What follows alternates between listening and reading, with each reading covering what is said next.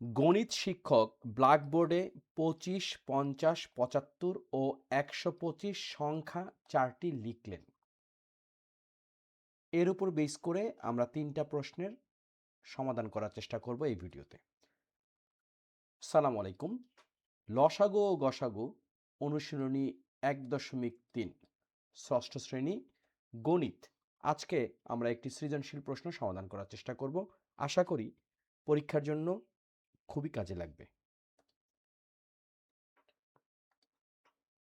প্রথম প্রশ্ন, ক নাম্বার।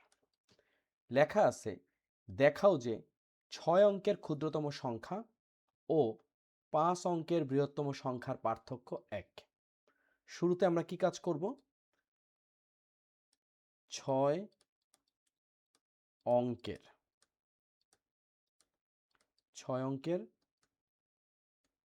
ক্ষুদ্রতম সংখ্যা,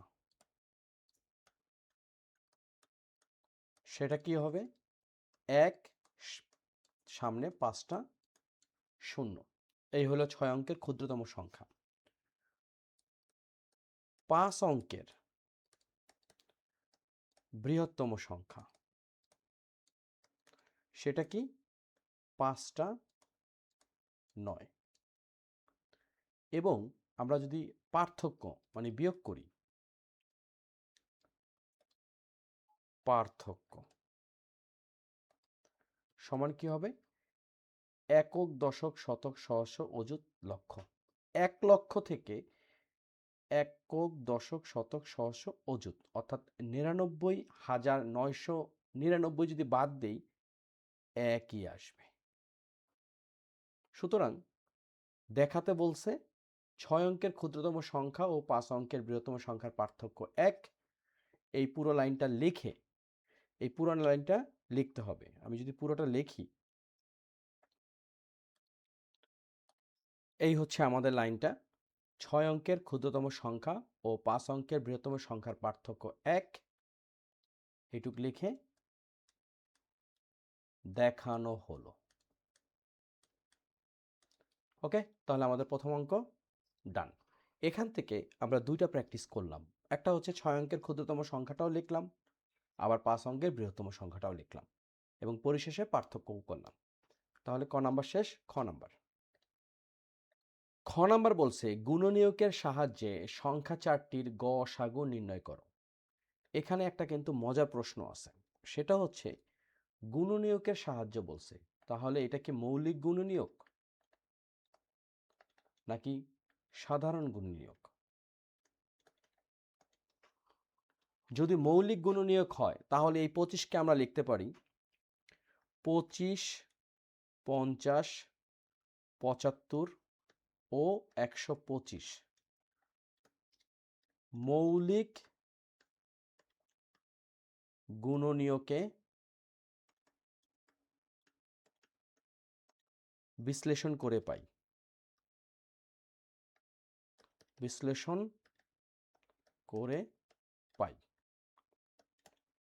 সেটা কি? এই হচ্ছে 25, আমরা লিখতে পারি 5 গুণ 5, কারণ দুইটাই মৌলিক সংখ্যা।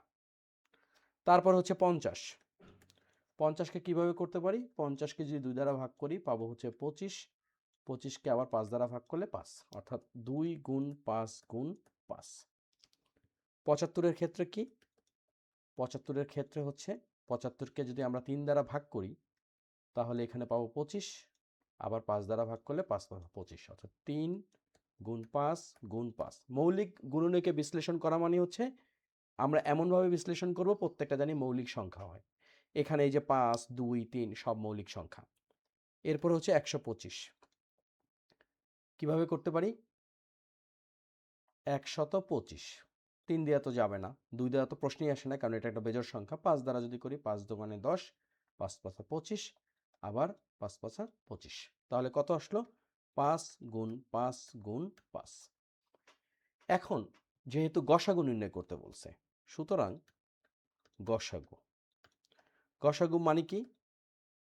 একদম প্রত্যেকটা থেকে যেইটা কমন আছে। এখন শুরুতে আমরা এই 5 নিলাম, এই 5 নিলাম, এই 5 নিলাম, এই 5 নিলাম, লিখলাম 5 গুণ। তারপরে এই 5 নিলাম, এখান থেকে 5 নিলাম, এখান থেকে 5 নিলাম, এখান থেকে 5 নিলাম, হইল 5। 2 আর 3 নিতে পারবো না, কারণ এগুলো কমন না। আমাদের নিতে হবে একদম কমন যেগুলো। তাহলে কত পাচ্ছি? পাইলাম হলো 25। ওকে, আমাদের ফার্স্ট পার্ট কমপ্লিট। এখন প্রশ্নে যদি লেখা থাকতো যে সাধারণ গুণনীয়কের মাধ্যমে, সাধারণ গুণনীয়ক, তাহলে আমরা কি করতাম? যদি সাধারণ লেখা থাকতো তাহলে 25কে আমরা কিভাবে লিখতে পারতাম? 25কে আমরা বিশ্লেষণ করলে 1 গুণ 25 হয়, 2 হবে না, 3 হবে না, 4 হবে না, 5 হবে। 5 গুণ 5, এই হলো 25। তারপর হলো 50, কিভাবে করতে পারি? 1 গুণ 50, 2 গুণ 25, তাই তো? তারপরে 3 4 5, 5 গুণ 10, এই পর্যন্তই। এরপর হলো 75, 1 গুণ 75, 2 হবে না, 3 গুণ 25, 4 হবে না, 5 হবে, 5 15 75। ওকে, 6 7 8 9 10 11 12 13 14, এই যে 15 হয়েছে। এরপর হচ্ছে 125, প্রথমে 1 গুণ 125, 2 হবে না, 3 কি হবে? 3ও হবে না, 4 5, 5 হবে, 5 25 125, 6 7 8 9 10 11 12 13 14 15, 15 কি হবে? আমরা একটু দেখি। 125 ভাগ হইল 15, হচ্ছে না। সুতরাং এই হইল। এখন সাধারণ গুণনীয়কটা কি? যেহেতু গসাগু, গরিষ্ঠ সাধারণ গুণনীয়ক, গসাগু, গসাগু মানে তো তাই না? গরিষ্ঠ সাধারণ গুণনীয়ক, অর্থাৎ সর্বোচ্চ যে গুণনীয়কটা আছে। তো আমরা যদি দেখি, এখানে সর্বোচ্চ হলো 25, এখানেও 25, এখানেও 25 আছে। সর্বোচ্চ এখানে যেমন 75-এর 75, 125, কিন্তু সব জায়গায় তো নাই। সব জায়গায় তো কমন সর্বোচ্চটা হলো 25, সুতরাং গসাগু হলো 25। তো আমরা দুইটা পদ্ধতিতে করলাম, এটা হচ্ছে দ্বিতীয় পদ্ধতি, আর প্রথমটা হচ্ছে স্বাভাবিকভাবে প্রথম পদ্ধতি, যেটা হচ্ছে মৌলিক গুণনীয়কের মাধ্যমে। এখন পরীক্ষায় যাই থাকুক না কেন, আমরা এইভাবে কিন্তু করতে পারবো খুব সহজেই। ওকে, এইগুলো একটা অঙ্ক। তো ক গেল, খ গেল। এরপর আমরা গ নাম্বারটা করবো, একটু বড় অঙ্ক এবং সবচেয়ে গুরুত্বপূর্ণ অঙ্ক। এখন গ নাম্বারে লেখা আছে 6 অঙ্কের কোন ক্ষুদ্রতম সংখ্যার উপর উল্লিখিত 4টি সংখ্যা দ্বারা নিঃশেষে বিভাজ্য হবে। অর্থাৎ 6 অঙ্কের আমাদের এমন একটা সংখ্যা বের করতে হবে যেইটা দ্বারা হয় 25 অথবা 50 অথবা 75 অথবা 125 ভাগ করলে একটা ভাগফল আসবে, কোনো ধরনের ভগ্নাংশ হবে না বা ভাগশেষ হবে না। কিভাবে করতে পারি? গ নাম্বার, এই ধরনের ক্ষেত্রে প্রথমে আমাদের করতে হবে কি, এই যে 4টা সংখ্যা আছে এই সংখ্যাগুলোর লসাগু বের করতে হবে। সেই লসাগু দ্বারা আমাদের দেখতে হবে যে এই 6 অঙ্কের ক্ষুদ্রতম সংখ্যা ভাগ করা যায় কিনা। যদি করা যায় তাহলে তো ভালো। তো আমরা প্রথমে যে কাজটা করতে পারি সেটা হচ্ছে যে আমরা এখানে লিখতে পারি যে প্রদত্ত সংখ্যা, প্রদত্ত সংখ্যা, সেটা কি? প্রদত্ত সংখ্যা হচ্ছে 25, 50, 75 ও 125। এখন কিছু কথা আছে, কমন কথা, বইতেও এরকম আছে হুবহু। আমরা যদি লিখি এখানে, এখানে প্রদত্ত সংখ্যাগুলো, প্রদত্ত সংখ্যাগুলোর লসাগু, লসাগু দিয়ে বিভাজ্য সংখ্যা, লসাগু দিয়ে বিভাজ্য সংখ্যা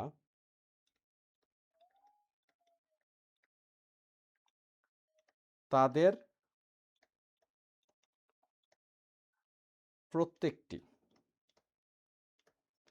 প্রত্যেকটি দ্বারাও বিভাজ্য হবে।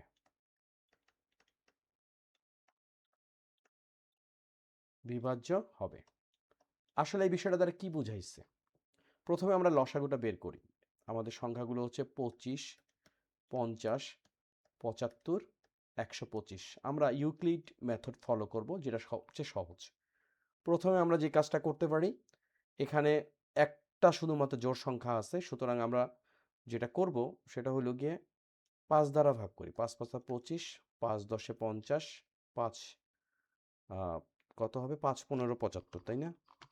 5 15 75 আর 5 25 125।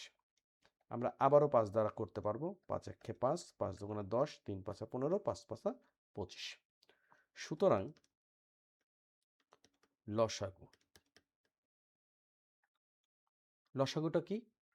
লসাগুটা হচ্ছে যে যেটা হবে, আমরা যদি গুণ করি, অর্থাৎ সিরিয়ালে গুণ করি, 5 গুণ 5 গুণ 2 গুণ 3 গুণ 5।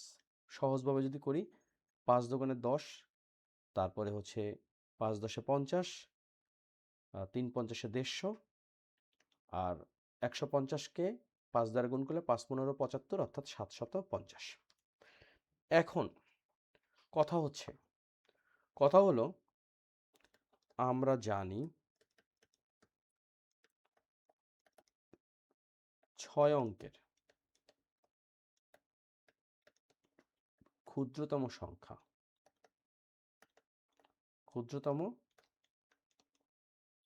সংখ্যা সেটা কত? 1 লেখে 5টা শূন্য। এখন এই 1 লক্ষকে যদি আমরা 750 দ্বারা ভাগ করি, দেখি আগে ভাগফলটা মিলে কিনা। 1-এর মধ্যে তো যাবে না, 10-এর মধ্যে যাবে না, 100-এর মধ্যে যাবে না, 1000-এর মধ্যে কয়বার যাবে? একবার। 750 শূন্য নামলো, 5 নামলো, হাতে 1, 8, 10-এর থেকে 8 বাদ দিলে 2। এরপরে কি হলো? শূন্যটা নামলো। 3 7 21, 4 7 28, অর্থাৎ 3 বার যাবে। 0 3 5 15, 5, 3 7 21, 21 আর 1 22। ওকে, তাহলে কত আসতেছে?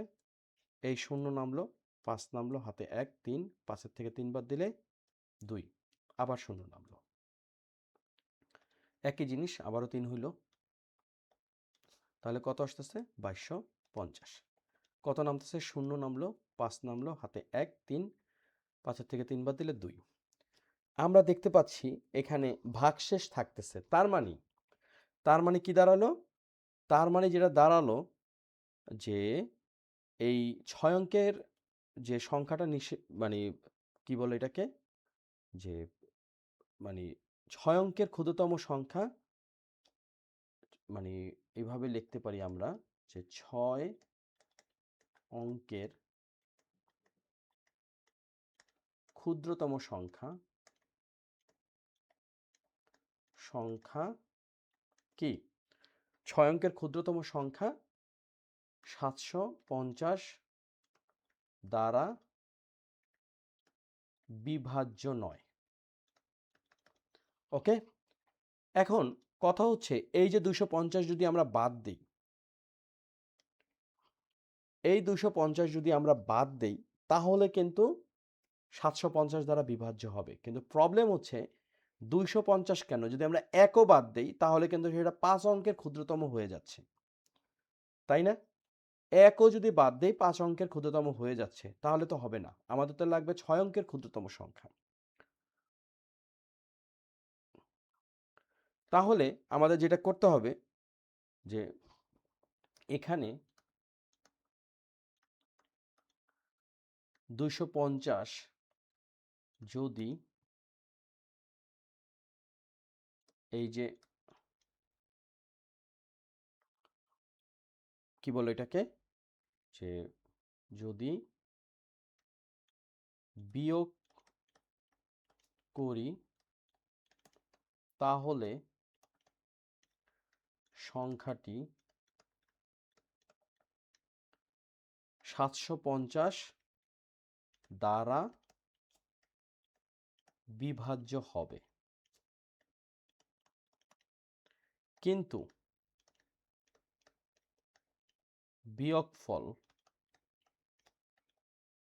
বিয়োগফলটা কি? এই হচ্ছে আমাদের 5 অঙ্কের 6 অঙ্কের ক্ষুদ্রতম সংখ্যা 1 2 3 4 5 6, তার সাথে যদি আমরা 250 বিয়োগ করি তাহলে কত হবে? 1 2 3 4 5 বিয়োগ হলো 250, অর্থাৎ 99750, 99750। কিন্তু বিয়োগফল আমরা পরের পৃষ্ঠায় লিখি। কিন্তু বিয়োগফল 99750 বিয়োগফল 6 অঙ্কের নয়। তাই 750 বিয়োগ 250, বা এই হলো আমাদের 750, তার সাথে যদি আমরা বিয়োগ করি 250 বা 500, তাই না? 750 বিয়োগ 250 500। যদি আমরা 6 অঙ্কের ক্ষুদ্রতম সংখ্যার সাথে যোগ করি তাহলে কি হবে? তাহলে ওই সংখ্যা 25 50 75 125 দ্বারা বিভাজ্য হবে। বিষয়টা কেমন দাঁড়ালো? তাহলে নির্ণয় সংখ্যা সেটা কি? এই হচ্ছে আমাদের 6 অঙ্কের ক্ষুদ্রতম সংখ্যা 1 2 3 4 5 6 যোগ হলো 500, তাহলে কি দাঁড়াচ্ছে? একটা দুইটা এখানে হবে 5, তাই না? 1 2 5 0 0। ওকে, তাহলে আমরা একটু ক্রস চেক করি। চেক, এইটুক পর্যন্ত হচ্ছে আমাদের অঙ্ক। এখন আমরা চেক করব। চেক, ভাগ হচ্ছে 25। আমরা যেটা করতে পারি 1 2 500 ভাগ হলো 25, কত পাইছি? 4020। আবার 100500 ভাগ যদি 50 করি তাহলে কত পাবো? আমরা পাবো হচ্ছে, আবার আমরা যদি একটু ক্যালকুলেটরের সহায়তা নিই, অর্থাৎ 100500 ভাগ হলো 50, কত আসতেছে? 2010। এরপরে আমরা 100500 যদি আমরা 75 দ্বারা ভাগ করি তাহলে কত আসবে? একই জিনিস, 100500 ভাগ হলো 75, কত পাচ্ছি? 1340। এবং ফাইনালি 100500 ভাগ করব 125 দ্বারা। এটা জাস্ট করার জন্য করতেছি, এটা তো হবেই, তাই তো? এটা তো হবেই। ভাগ হচ্ছে 125, কত পাইলাম? 804। তো এই হচ্ছে আজকের অঙ্ক। আমরা খুবই গুরুত্বপূর্ণ একটা অঙ্ক সমাধান করার চেষ্টা করলাম। এটা পরীক্ষায় সরাসরি না আসলেও এই ধরনের অঙ্ক আসবেই। বাংলাদেশ এবং পশ্চিমবঙ্গ অথবা পৃথিবীর যেখানেই বাংলা ভাষাভাষী আছে তাদের জন্য লসাগু ও গসাগু খুবই গুরুত্বপূর্ণ একটা টপিকস। তো আমরা যদি একটু ধরে ধরে প্র্যাকটিস করি খুব সহজে অঙ্ক করতে পারবো। তো সবাইকে অনেক ধন্যবাদ যারা শেষ পর্যন্ত রইল। আমি আশা করি তোমরা বা অভিভাবক যারা আছেন তারা আমার চ্যানেলটিকে সাবস্ক্রাইব করবেন এবং অন্যদের সাথে শেয়ার করবেন। অনেক ধন্যবাদ।